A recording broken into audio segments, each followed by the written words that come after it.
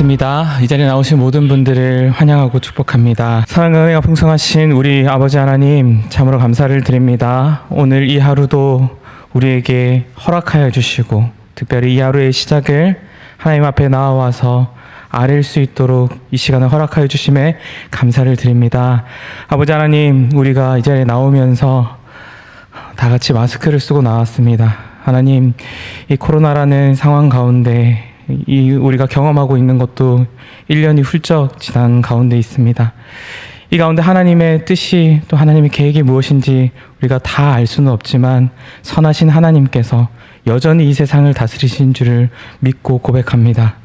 아버지, 특별히 우리의 건강을 지켜보아해 주시고 육신의 연약함으로 인하여서 고통받고 있는 자들 기억하여 주시사 속히 회복되어서 자리에서 일어날 수 있도록 하여 주시며 마음껏 하나님을 찬양하기에 부족함이 없도록 건강을 허락하여 주시옵소서.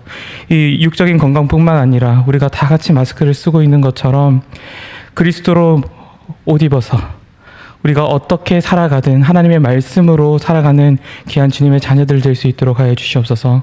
험하고 빨리 지나가는 세상입니다 라고 우리가 고백하였습니다. 이 세상 가운데 하나님께서 기뻐하시는 것이 무엇인지를 늘 기억하며 힘써 말씀대로 살아가기에 부족함이 없도록 성령 하나님, 우리의 마음을 날마다 깨끗하게 하여 주시고 주님 기뻐하시는 곳으로 빚어 주시옵소서. 이 시간 겸손한 마음으로 주님 앞에 나아가고자 합니다. 주님께 올려드릴 찬양도 있습니다.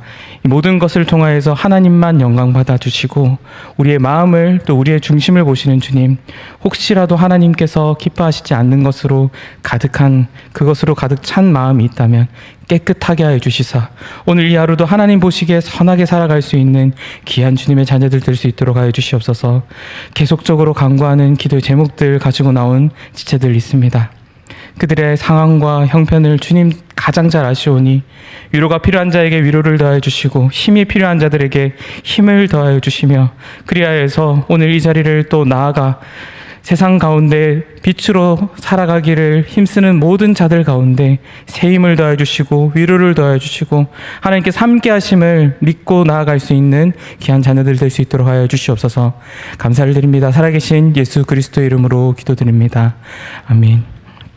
하나님께서 오늘 우리에게 주시는 말씀은 골로새서 3장 18절에서 4장 1절까지 말씀입니다. 아내들아 남편에게 복종하라. 이는 주 안에서 마땅하니라. 남편들아 아내를 사랑하며 괴롭게 하지 말라. 자녀들아 모든 일에 부모에게 순종하라. 이는 주 안에서 기쁘게 하는 것이니라. 아비들아 너희 자녀를 노엽게 하지 말지니 낙심할까 함이라. 종들아 모든 일에 육신의 상전들에게 순종하되 사람을 기쁘게 하는 자와 같이 눈가림만 하지 말고 오직 주를 두려워하여 성실한 마음으로 하라. 무슨 일을 하든지 마음을 다하여 주께 하듯 하고 사람에게 하듯 하지 말라. 이는 기업의 상을 주께 받을 줄 아나니 너희는 주 그리스도를 섬기느니라. 불의를 행하는 자는 불의의 보응을 받으니 주는 사람을 외모로 취하심이 없는. 함께 읽겠습니다.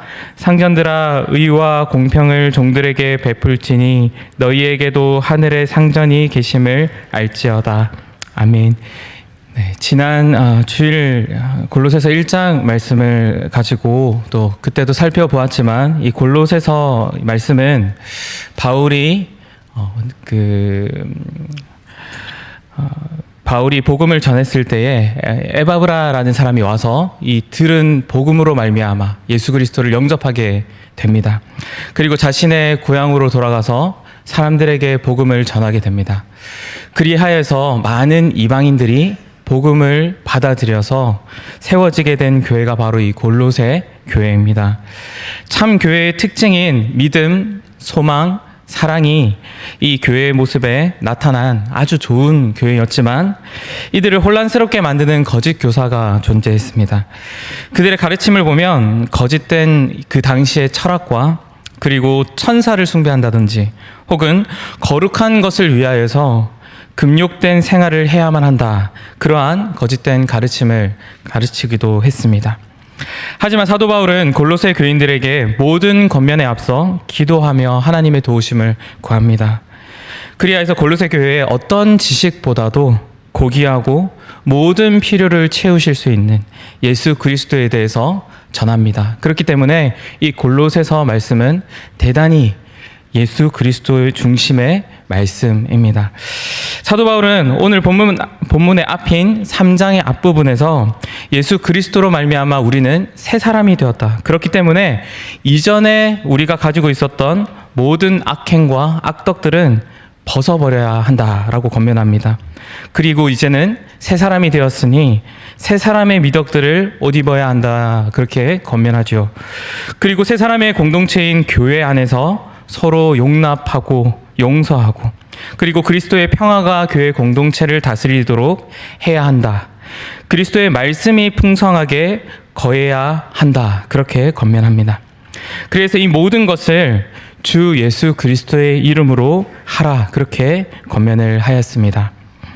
앞선 말씀에서 교회 공동체에 대한 권면을 하였다면, 서신의 맺음을 향해 가는 오늘 본문에서는 세 사람의 공동체에서 가정으로 관심을 돌리게 합니다. 이 역시 그 중심에는 주 예수 그리스도의 이름으로 해야 한다라는 그 원리를 적용하여서 가정생활과 관련시킵니다. 오늘 말씀을 통해 주시는 교훈을 크게 두 가지를 나누어서 상고하고자 합니다. 첫 번째로는 참된 권위를 기억하고 회복하는 것입니다. 오늘 본문 18절에서 19절까지는 아내와 남편에게 하는 권면입니다. 그리고 20절에서 21절까지 말씀은 자녀와 부모에게 하는 권면, 그리고 22절에서 4장 1절까지는 종들과 상전들에게 주시는 권면의 말씀입니다. 오늘 18절 말씀에서 아내들에게 하시는 권면이 남편들에게 복종하라, 그렇게 권면합니다. 그리고 이어지는 19절 말씀에서는 남편들에게 아내를 사랑하라, 그렇게 권면합니다. 너무 당연한 말씀이기는 하지만 왜 아내가 남편에게 복종해야 하며 남편은 왜 아내를 사랑해야 합니까? 더 깊게 들어가기보다는 이 말씀 가운데에서 우리가 하나님께서 어떤 말씀을 주시고 또 어떤 것을 요구하시는지를 살펴보기를 원합니다. 하나님께서는 남자와 여자를 창조하셨죠. 그리고 보시기에 좋다라고 그렇게 말씀하셨습니다. 또한 남편들로 하여금 아내를 다스리라, 그렇게 말씀하시는 것을 말씀 가운데 종종 발견하게 됩니다. 그 이유는 남자를 더 고귀하고 또 혹은 더 특별하게 만들었기 때문일까요? 그것이 아니라는 것은 우리가 너무나 잘 알고 있습니다. 이에 대해서 디모데전서 2장 13절 말씀에는 이는 아담이 먼저 지음을 받고 하와가 그 후다라고 그렇게 말씀합니다. 하나님께서 부여하신 권위에 따른 것입니다. 다시 말해 남자가 특별하고 고귀한 것이 아니라 먼저 지음을 받은 존재이기 때문에 그러합니다. 형제들이나 혹은 자매들의 경우에도 마찬가지입니다. 형이나 혹은 언니가 동생보다 더 가치 있는 존재이기 때문에 동생을 잘 다스려야 합니까? 그것이 아니라는 것은 너무나 잘 알고 있습니다. 먼저 낳기 때문입니다. 이 말씀이 이 서신이 보내지는 그 당시의 배경은 지나친 남성 우월 사회였습니다. 당연히 이것은 성경적이지 않습니다. 하나님께서는 누구를 더 우월하게 만드시지 않았기 때문입니다. 요즘 시대 흐름 가운데에도 특히 젊은 세대들 가운데 이러한 현상이 다시금 종종 나타납니다. 남성들 사이에서는 남성 우월주의가, 여성들 사이에서는 여성 우월 사상이 이것이 나타나고 또 서로 각각 대립하는 모습이 나타나기도 합니다. 그러나 이것은 역시 성경적이지 않습니다. 하나님께서는 남자를 특별하게 혹은 여자를 특별하게 만드신 것이 아니라 남자를 먼저 나게 하셨기 때문에 남자에게 다스릴 그런 역할을, 남자에게 부여한 권위가 여자에게 부여한 권위가 하나님께서 주신 것이 각각 있기 때문입니다. 자녀와 부모의 관계에서도 마찬가지입니다. 본문 20절에서 21절 가운데 자녀는 부모에게 순종하도록 부모는 자녀를 노엽게 하지 말라, 그렇게 권면합니다. 부모와 자식의 관계 역시 하나님께서 부여하신 권위가 있다는 것을 기억해야 합니다. 그렇기 때문에 최근 가슴 아픈 소식들이 들려오는 것처럼 부모가 자식들에게 무차별적인 유형의 혹은 무형의 폭력을 가한다든지, 반대로 자식들이 부모를 함부로 대하지 말아야 할 것은 단순히 윤리 도덕적인 측면 때문이 아니라 하나님께서 부여하신 권위 때문입니다. 본문 22절에서 4장 1절 가운데 나타나는 종들과 상전들 사이에서도 동일합니다. 이 당시에 이들은 가족 공동체 안에 묶여있는 존재들입니다. 하지만 종과 상전이라는 이 호칭만으로도 누가 우위에 있음, 그리고 누가 더 함부로 대할 수 있는 것은 우리가 쉽게 추측할 수가 있습니다. 상전들은 종들을 더 함부로 대하기 쉽습니다. 지금으로 치면 사장이나 회장의 경우 그 부하 직원들을 함부로 대하기가 쉽게 되겠지요. 이 하나님께서 부여하신 권위를 오용하게 되면 질서도 그리고 공동체도 무너지게 됩니다. 그것은 바로 내가 내 힘으로 갖게 된 권위, 내가 내 힘으로 세우게 된 이 공동체가 아니기 때문입니다. 늘 그렇기 때문에 우리는 기억해야 합니다. 말씀에서 상전들아 의와 공평을 종들에게 베풀지니 너희에게도 하늘에 상전이 계심을 알지어다 라고 4장 1절 말씀에서 말씀합니다. 상전들보다 그 위에 누구도 없는 것 같이 느껴질지 모르지만 그들 위에도 더 높은 상전, 즉 하나님께서 계시다라는 것, 다시 말해 하나님께서 그 자리에 있도록 하나님께서 권위를 주셨고 하나님께서 인도하셨다라는 것을 늘 기억해야 한다, 그렇게 말씀하고 있는 것입니다. 가장 높은 상전이 누구인가? 세계 최고의 부자나 세계 최고의 권력자를 가진 자가 아니라 하나님이시다라는 것을 기억해야 한다라는 것입니다. 성경 속 대표적인 왕을 우리는 너무나 잘 알고 있습니다. 이스라엘의 초대 왕인 사울 왕. 그가 비참한 최후를 맞이하게 된 이유가 무엇입니까? 그것은 바로 그 위에 더 높은 상전인 하나님이 계시지 않다라는 생각 때문입니다. 이스라엘의 두 번째 왕인 다윗, 그가 왜 하나님의 마음에 합한 자라고 그렇게 불리게 되었습니까? 그는 비록 자기 머리 위에 왕관이 씌워져 있지만 그 위에 하나님께서 계시다라는 것을 기억했기 때문입니다. 우리에게 주신 공동체, 사랑의 공동체인 가족에서 가장 위에 어떤 또 다른 가족을 간섭할 수 있는 권위가 있겠습니까? 그렇기 때문에 함부로 대할 때가 얼마나 많이 있겠습니까? 그렇기 때문에 가장 무차별적으로 주어진 권위를 오용하기도 하는 공동체가 가족 공동체가 될 수도 있습니다. 당시 골로새서가 기록된 시기, 로마의 치하에 있던 이 시기가 대표적으로 그렇지 않습니까? 아이는 사랑스러운 존재가 아니라 짐짝에 불과할 정도의 대우를 받았고, 여자가 버림받는 것은 대단히 쉬운 일이었으며 특별히 아이들이 버려지거나 죽임당하는 일이 아주 예사롭지 않게 흔하게 일어난 일들 중에 하나였습니다. 가장으로 가정의 폭군으로 군림하더라도 누구 하나 뭐라고 하지 않는 그 시대 가운데 오늘 말씀은 예수 그리스도로 말미암아 새 사람이 되었다면, 그렇다면 하나님께서 계신 줄 알고 하나님께서 부여하신 권위임을 알고 아내는 남편에게, 남편은 아내에게, 부모는 자녀에게, 자녀는 부모에게, 종들은 상전에게, 상전들은 종들에게 사랑으로 대하고 또 하나님께서 부여하신 권위를 오용하지 말라, 그렇게 권면하고 있는 것입니다. 오늘 주시는 또 다른 교훈은 무엇입니까? 사랑으로 화목하게 하는 자가 되라는 것입니다. 본문 18절에서 4장 1절까지 아내와 남편, 자녀, 그리고 종들과 상전이 나타나지요.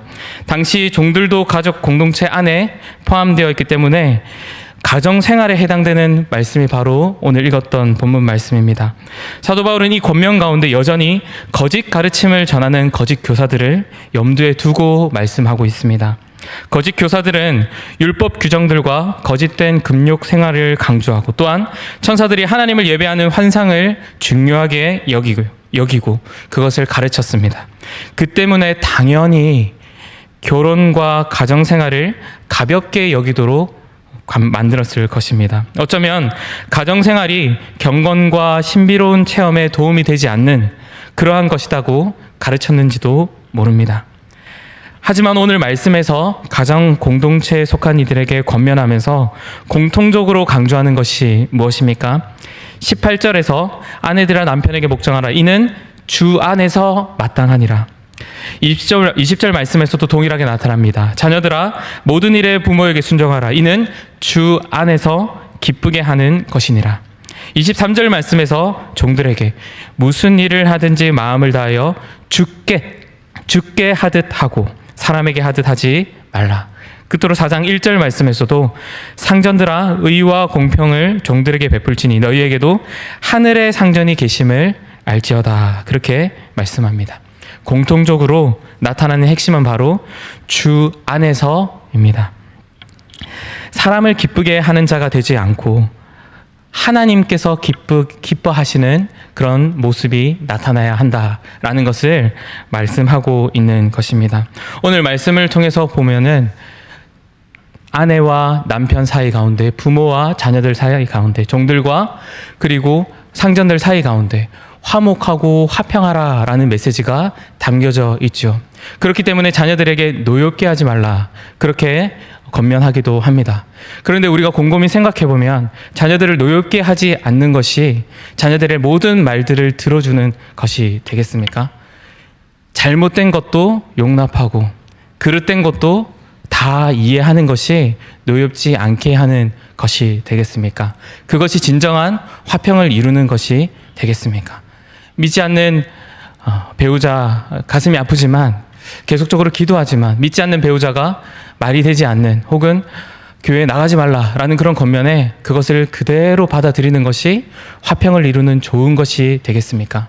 아니라는 것은 우리가 너무나 잘 알지 않습니까? 오늘 말씀 가운데 계속적으로 반복하듯이 주 안에서, 그 기준은 바로 하나님, 곧 하나님의 말씀으로 화평케 하도록 하는 것이 오늘 말씀에서 주시는 두 번째 교훈입니다. 함부로 아이들을 대하지 말라라는 것, 한 인격체로 대하라는 것과 더불어 하나님의 말씀의 기준을 가지고 노엽게 하지 않고 그들을 올바른 대로 인도하는 것이 마땅한 부모의 역할입니다. 특별히 자녀와의 대화 시간이 갈수록 작다고 합니다. 그래야 해서 일주일에 30분 남짓 정도 되는 가정이 대단히 많다고 하죠.